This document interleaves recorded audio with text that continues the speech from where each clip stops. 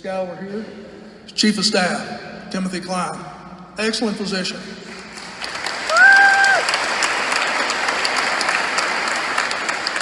And I'm going to let him actually do the speaking.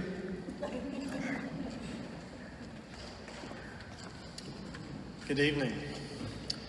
What a true and absolute pleasure and honor, as well as a privilege, to speak on behalf of my HMC family, 500 strong, that serve you in the entire county and counties that surround you.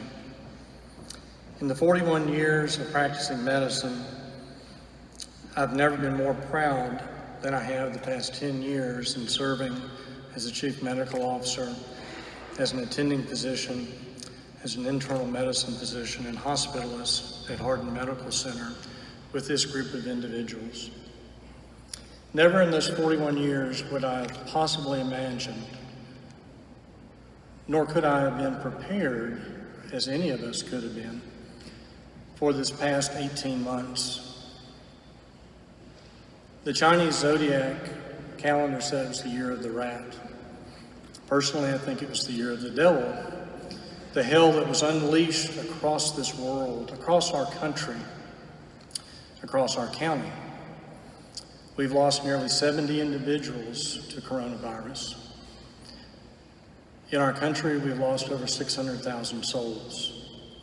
That's more individuals lost than all of the lives in World War II, the Korean conflict, and the Vietnam War put together. In fact, 100,000 lives more. During this past pandemic year at Hardin Medical Center, we've admitted approximately 170 COVID patients that we have treated. This was a disease that came about quietly but rapidly spread across the world, as you know.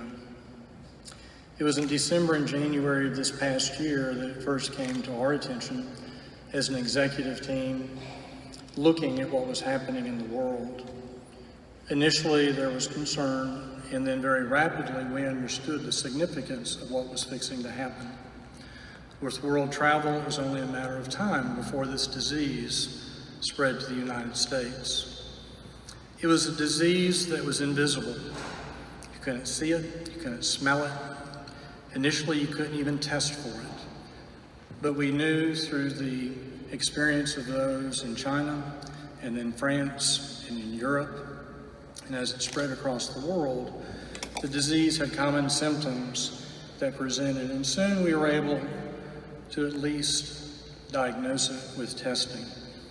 Initially, those tests were only in a handful of labs across the country or across the world. But very rapidly, we started monitoring the disease as it spread across our country. Many of you are familiar with the Johns Hopkins website that was updated daily, and you'd see little red dots across the United States.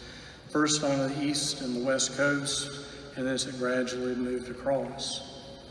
We started preparing early in January through Mr. Lewis's leadership, through the Executive Council, through our directors, etc., knowing what was coming our way. Undoubtedly, it would reach our county.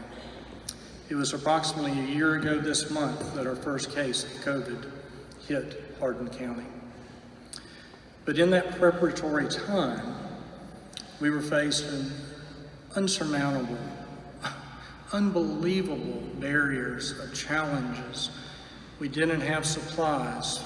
We couldn't even purchase supplies.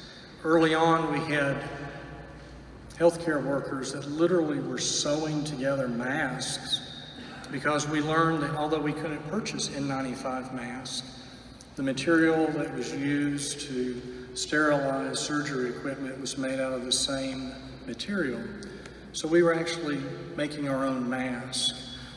We didn't have enough PPE, knowing how rapidly we would have to go through it. And remember, initially, although we had purchased a machine that could test for it, we didn't have the reagents to know who had it, who didn't have it. The disease was insidious. The disease has many personalities. It has symptoms that are very broad and not specific, so you didn't know who had it and who didn't. Every aspect of the health care that we provided as a hospital had to be re-engineered, literally from the ground up. How patients were treated when they presented into the emergency room, how they were triaged, how would we deal with large volumes of patients if they presented all at once. Once the patient would be admitted, how would we deal with the airflow to minimize the risk of other patients in our facility? How do we deal with the shortage of PPE?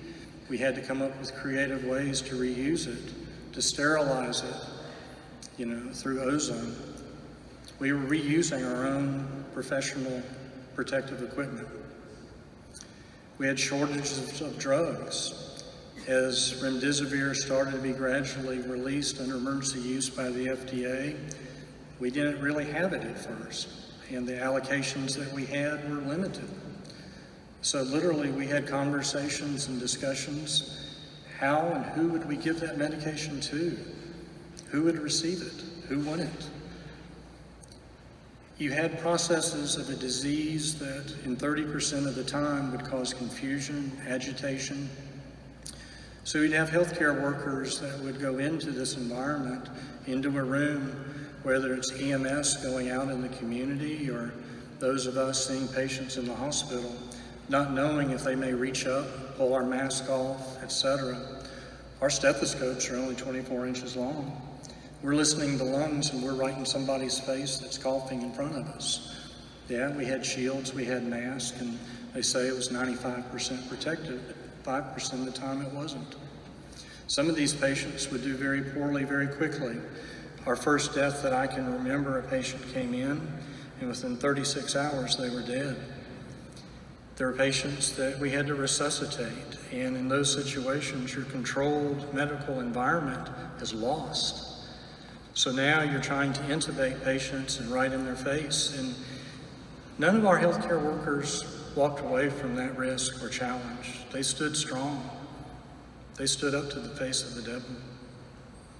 I can proudly say that our facility, statistically, when you look at our mortality rate, is the lowest, equal to the lowest of any hospital in the country. There was a study done that looked at all large hospitals as well as small rural hospitals, and they stratified the mortality rate of those that were admitted. Our statistics were equal to those in the lowest percentage. That's something to be proud of. That's something to be very proud of. My partner, Dr. Qualls, in another hospital, has probably said it the best when he was asked by Mr. Lewis, are you ready? He said, well, we're ready. Don't know what we're going to do once it gets here, but we'll figure it out if we need to. I've always said that when you're treating patients, the care of a patient is not dependent on the building with which they are in. That's merely bricks and mortar and roofing, etc. It comes down to the individuals that care for these patients. That's where it's all about. And you got to remember that early on we had limited interventions. We still do. We don't have a lot to offer to fight this deadly disease. But yet we stood with, just like any other major hospital across the country, fighting for these patients' lives. Occasionally we had to transfer patients, but early on there weren't any ICU beds to be had in large metropolitan areas. There were times that we would wait 16 hours trying to transfer a patient to another ICU because there simply weren't beds available. We had to manage those patients here. We didn't have an option. We didn't have a choice. We did what we needed to do. And that's something to be proud of. That's something to be very proud of. As I've said, I've practiced for over 41 years and I've been blessed to be here over 10. But I would put this small facility up against any major metropolitan area that I practiced in Memphis or in my training in Birmingham. We've got an outstanding team, and I'm very thankful for the leadership of Mr. Lewis, without which this past year would have not gone nearly as well as it did. Thank you again for this honor and this privilege.